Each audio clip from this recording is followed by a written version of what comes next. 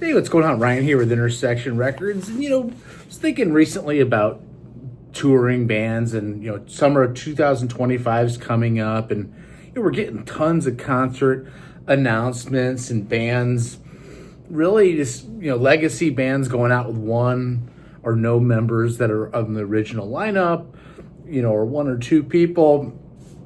Kevin Cronin touring on his own, not as REO Speedwagon. And I saw an article in Classic Rock, Ultimate Classic Rock today about the touring in 1975. And I wanted just to list off some of the tours from 50 years ago, 1975. Think about this. And obviously that's the golden age of classic rock, right? We talk about classic rock here on Intersection Records. And by the way, take a look at the channel, subscribe if you like this content. How about the Tortured Tour by Leonard Skynyrd, Bob Burns' last tour, Ed King's last tour with the classic lineup of Leonard Skynyrd. The band had recorded Nothing Fancy and was about to go back into the studio and do Bring Me Back My Bullets. Ronnie Van Zant in tow, classic lineup again of Skynyrd. How about Rush's Fly By Night and Caress of Steel tours in 1975? They did 106 shows, supporting those two albums, Fly By Night and Caress of Steel, just prior to 2112, right? How about AC/DC classic lineup, High Voltage and TNT tours, 174 shows in 1975. How amazing would that have been? Led Zeppelin's 1975 North American tour. Again, just classic era Zeppelin. One of These Nights tour by the Eagles. Bernie Leadon's last tour before Joe Walsh is replaced. I think Joe Walsh was sitting in quite a bit on that tour. Alice Cooper, Welcome to My Nightmare tour, 1975. The original group had disbanded, so now he's going out as himself as Alice Cooper. Pink Floyd, Wish You Were Here tour. 29 tour date, beginning in April 75, concluding in July. Just before Animals, of course. Wish You Were Here, about as good as it gets. First tour with Fleetwood Mac with Stevie Nicks and Lindsey Buckingham.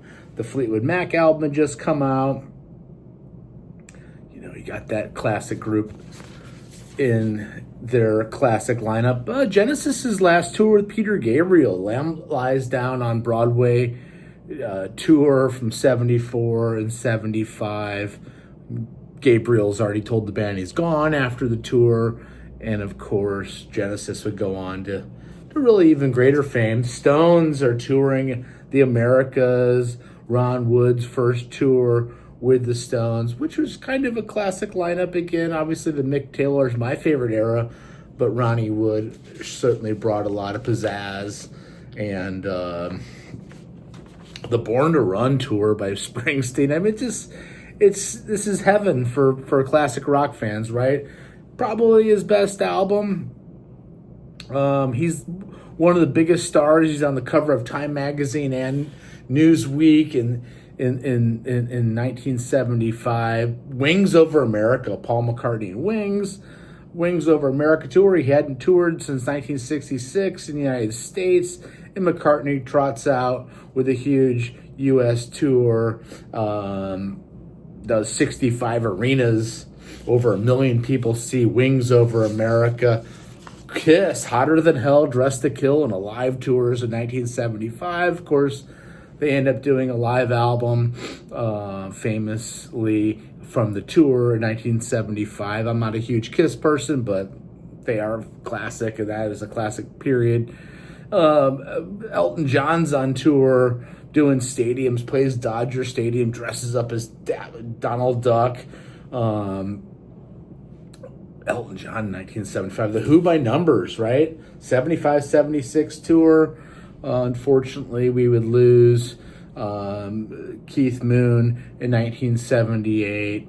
You're still in a classic era, a classic lineup of The Who. Bob Dylan's Rolling Thunder Review, Joni Mitchell in tow, Roger McGuinn in tow, 57 tour dates.